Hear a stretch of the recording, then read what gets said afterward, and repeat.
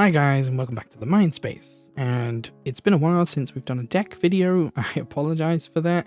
A lot came up. I was unwell for a few weeks. The live stream came up, and having a child has always been something challenging when making videos. But today I'm finally able to sit down and get something on paper and go forward with the Lyra deck that I mentioned the other day.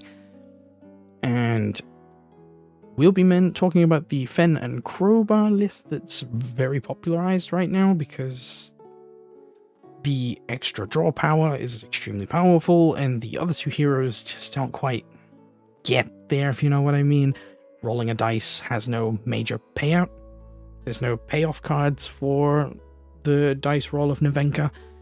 And while Aurak and Kibble's effect is very nice if it turns over, say, Kaibara or what's the name of the card? Mind Apotheosis or Apotheosis. Oh god, the name's completely eluded me right now.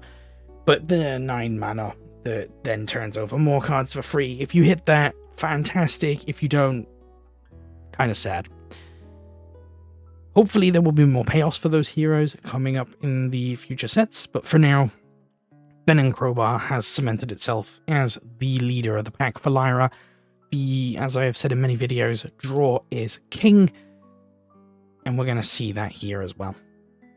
So the deck list I have now pulled up on screen is a total of 37 cards. It is from the top 8, as you can see at the top there, from a French tournament.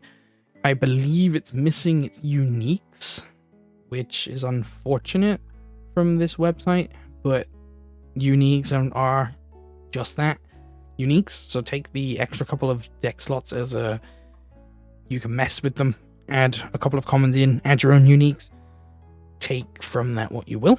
I do not actually have any Lyra uniques to place in here and show by example, unfortunately, as this is not one of my 3 core decks that I share with my partner. But we will go through and explain why this deck is currently doing very well. You will see this deck mostly looking like this. There will be some variations as opinions may differ. That's okay. Your opinion matters, and there is no right answer to build this deck. But there is a common consensus, and this common consensus you will find among most cards of the deck. So why Fen and Crowbar? As we've said, you can draw only 1 card in the morning, then put the top card of your deck in your mana zone instead of a card from your hand, and then at noon resupply. I said draw is king, and I stand by this. Forgive the slight editing cutout there that might seem a bit weird. I had a slight technical issue that I had to sort of deal with. Let me just reload this real fast. Okay, where was I? Fen and Crowbar, why we play it. Okay, draw is king. You draw only 1 card, you put the top card of your deck into mana, and then at noon you resupply, ignoring this effect on the first day, of course. And why is this important? In a normal, from any other hero, you would draw 2 cards. One of those would, or any other card in your hand, would go to mana, which means you have drawn 2 cards. Put 1 in mana. This, on the other hand, makes you draw 1 card, put 1 in mana, and then resupply, which means you have drawn 3 cards. Draw is king. And this deck takes advantage of the fact that there will be some cards in reserve to begin with, and we will go through and see why that's the case. So let's look at the cost first. You can see that the deck rarely bumps itself above the 3 cost level. You can see that the end here is 4 and 5, 4 and 3. It wants to stay low, it wants to stay cheap, it wants to stay really aggressive with being able to just play a lot of cards. This is a common trend. You will find this also with Traced and Rossum. The reason for that is the Robin Hood meta. With the rising cost of characters, you have to be very careful about what you play that's too expensive. And if your deck is full of 4, 5s, and 6s, then they're looking like 5, 6, and 7s and not 4, 5, 6. And then on top of that, you have to think about things like, is what I'm playing effective for its cost? Does it provide enough for what it's doing? And, well, let's take a look at the first one. So, Martingale. It's a 1-1, 1-1-0. It's nothing special. But, and the key but here, it discards to discount one card for 1, which counters Robin Hood's effect and could be very critical. You don't want to really play this outside of maybe day 1 as a kind of play a 2 cost and then a 1 cost and try to move on both sides if possible. Catch your opponent off guard with some quick aggression. But once that hits reserve, you're more or less going to keep it there to either discount your card. Definitely if you're playing against a Waru deck. Yeah, there's nothing more to say about Martingale. It's very good for what it does. All-rounder, can't complain. The Esmeralda here is very much the same. 2-2, 0-2-2, resupply from hand, draw a card, draw is king. Not much to say about that. You are definitely getting your money's worth for the card. Pretty much every deck is going to see this at least 2 copies, maybe even 3. I've seen it as a rare in a couple cases. It's another of those, for now, Lyra staples. And now, Hathor is one of those where something we have to point out with Lyra as well is a lot of the cards, unlike the other factions, where you have the spreads of a 2 cost will have 1-1-1 or 1-2-1 or 2-2-1. Lyra needs to have a lot of cards that have a 0 on it somewhere to make Oracle Kibble playable. So the other heroes can't escape that design flaw. They've countered that by, as you can see here, Hathor is a 2 cost from hand with a 3-3-0, which is fantastic if you're playing into those elements, but your opponent then has absolute domination on the water side.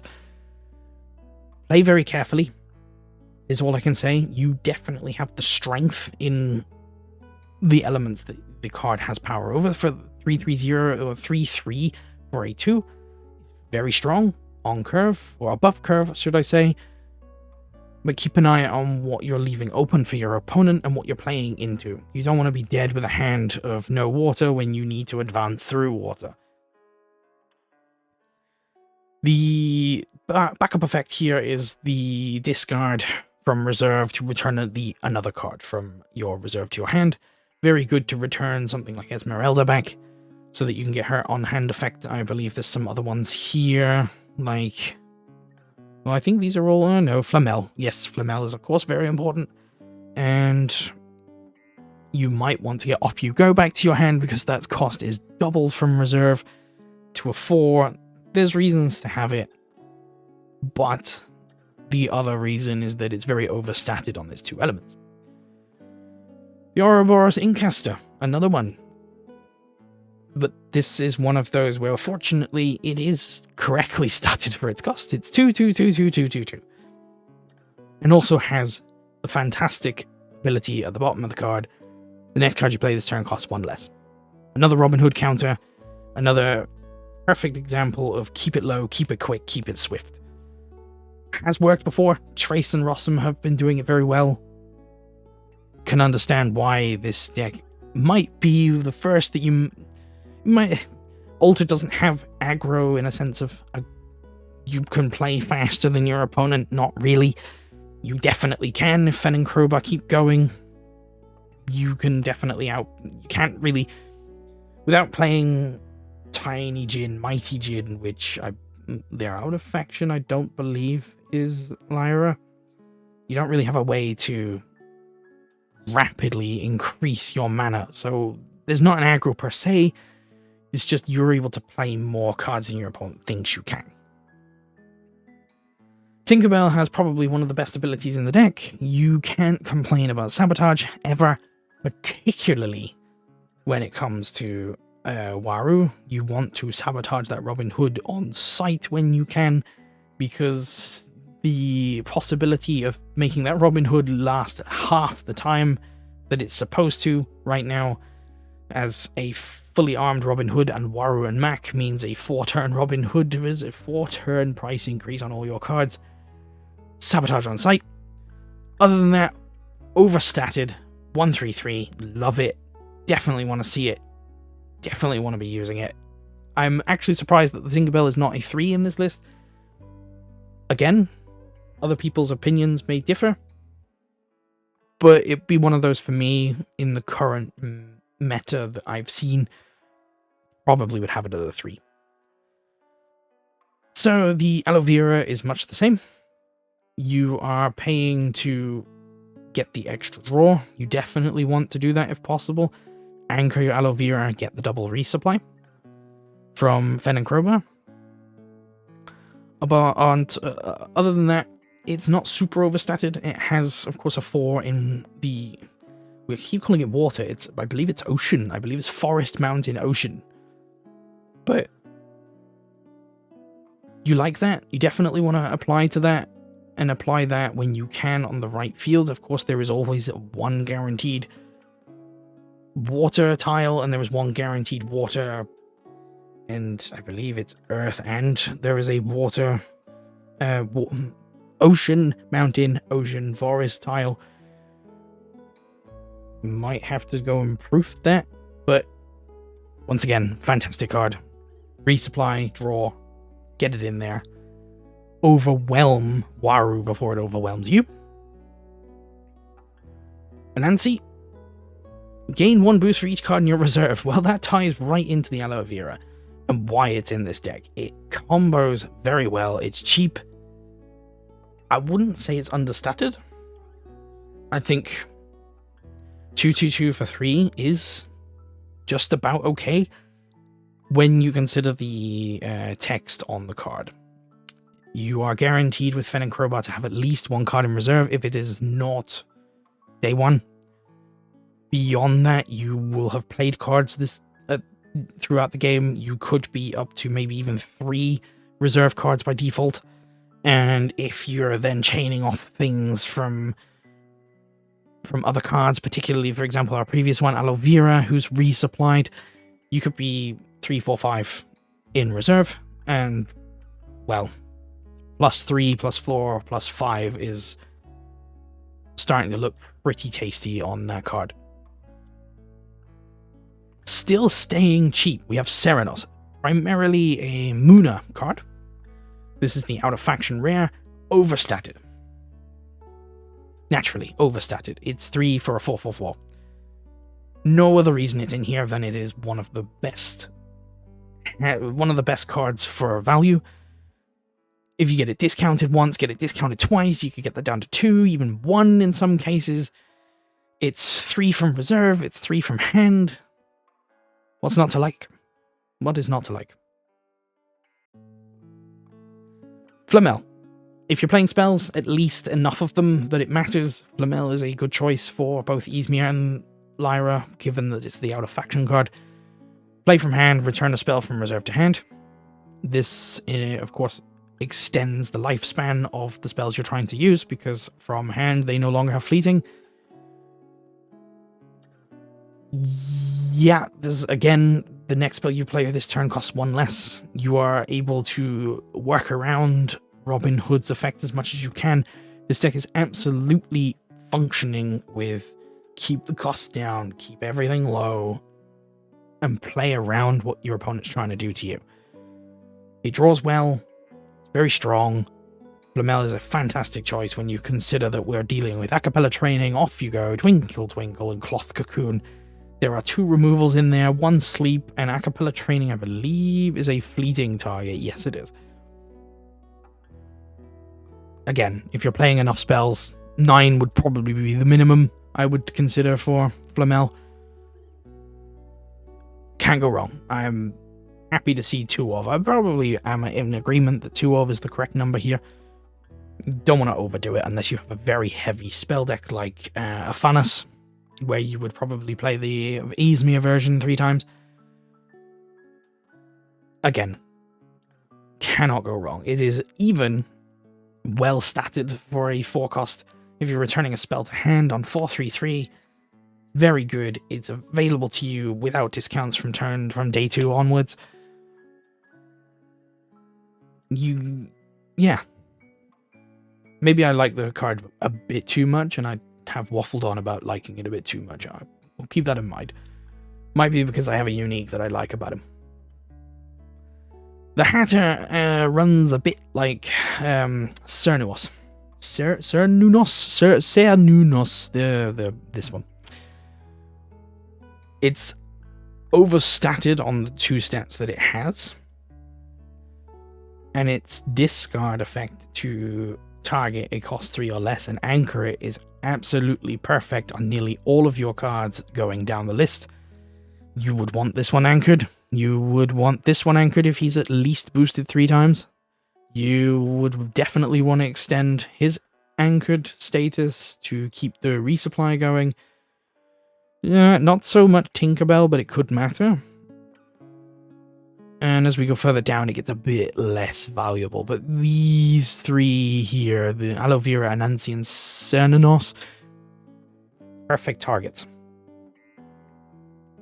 Otherwise, 5/5, again, 0 on Ocean sucks. But those 5/5s can matter. Almost indefinitely so. If you discount that down to a 3 mana cost from hand, yeah, no complaints there. I can understand why it's in here. It could be one of the cards you would drop first if you were to make changes to the list, however. It would be understandable. But I'm perfectly fine with it being here. And as for the spells, you can see the acapella training is target character gains fleeting. This is once again in response to lowering the amount of time Robin Hood is available. And certain other bureaucrats, I keep singling out Robin Hood, I'm a little biased perhaps. It is a way to target cards that need to be around a lot less than they should be. Your opponent probably not going to be expecting it. With bureaucrats, you have effectively halved the amount of time as they could be there for up to 4 days with the sleep effect. Go to reserve, bring them back out, sleep them again, then they're out there for a grand total of 4 days. You need to halve that time. You need to reduce the amount of time they're expected to be there as much as possible. Acapella training goes a long way to help you with that. Off you go. Send to reserve. Target character hand cost 3 or less. Staple removal for Lyra. There's no reason not to be using it. I believe it's out of faction though, which is critical as it does cover some rare slots. But there isn't really better removal for you. Twinkle Twinkle, target character gains asleep. This works both ways. You could be pushing for game, trying to win your final push, put an opponent's character to sleep, his stats no longer matter for the day. If that ends up being a Robin Hood, but it wins you the game, so be it. On the flip side, you could cast that on your own Aloe Vera to keep it running around and doing resupply longer. Especially if you've noticed you've lost the side that he's on. I've found Twinkle Twinkle to be very modal, and people forget that it can go both ways. Use it both ways. If you have an opportunity to make your resupply extend and keep going, and at every turn you are resupplying twice, keep that in mind. You are then drawing 4 cards per turn. Even though one is going into your mana, automatically, it is still more card draw than your opponent. Way more. They're only drawing 2 and putting 1 into mana. You are drawing 4 at that point if you are keeping Aloe Vera maintained. And 1 goes to mana. 2 are in resupply, but that's what you want when you're drawing an Anansi. And lastly, Cloth Cocoon, a combination card that actually works with the Acapella Training and Twinkle Twinkle. You can have permanents discarded, which is very crucial if you're playing against Bravos. although I believe Bravos has the card as well, but Axiom, deal with the Haven fast. Get it out of there. Stop it. As for other decks, such as Robin Hood, sleep it, then use Cloth Cocoon to get rid of it. This has no cost requirement for targeting, so you can acapella training to give it fleeting, then hit it with a Cloth Cocoon, and bye-bye goes a Kaibara. It is these kind of cards that combine with each other in low-cost efforts to control your opponent while you keep throwing cards out there. By the time you're up to 8-9 mana, you can be throwing up to 4, 5, 6 cards a turn. And don't forget, deck out's not a thing. If you deck out, you take your discard pile, you shuffle it, and you carry on playing the game. Push your deck to the limit. Make some changes. There's still some slots free. Keep that in mind, as I've said it before. Play to your heart's content. There is enough space here for uniques, which I believe were not added due to them not being in the database of this website. They need to be public or on the trading list to be on this website, which they were likely not. So we don't know if perhaps there was a unique Tinkerbell, a unique Esmeralda, perhaps even a unique Flamel. Possible. In saying, I think that's going to be it for me today. I've waffled on about Lyra and why this deck is so capable and what each card is doing. I don't know if this is the kind of format you guys are enjoying, or if I should do something different or go back to the format where I build the deck from scratch and explain why. Please let me know. Don't forget to like and subscribe, and I'll see you guys in the next one. It will be, I believe, Axiom. I'm going to keep on with the currently performing lists, and Traced and Rossum, I've mentioned it a few times, definitely needs looking at. I've not covered an Axiom list yet, so that will be next. Then we will take a look at, I guess we will then, I think we're going to leave Orders for last. Everybody knows Orders is good at this point, but I don't think I'll cover Waru and Mac unless it's requested, because Sigismar, I believe it's pronounced Sigismar, is being played more. Way more, and I'd like to take a look at that rather than just record a video where I have to objectively look at Waru and Mac from a neutral standpoint, where I just right now can't do that, and I'm going to accept that as the way I feel right now. So yeah, let me know in the comments how to try and approach this going forward. I will try to do the Traced video by this weekend. Again, like and subscribe. See you guys in the next one. Bye-bye.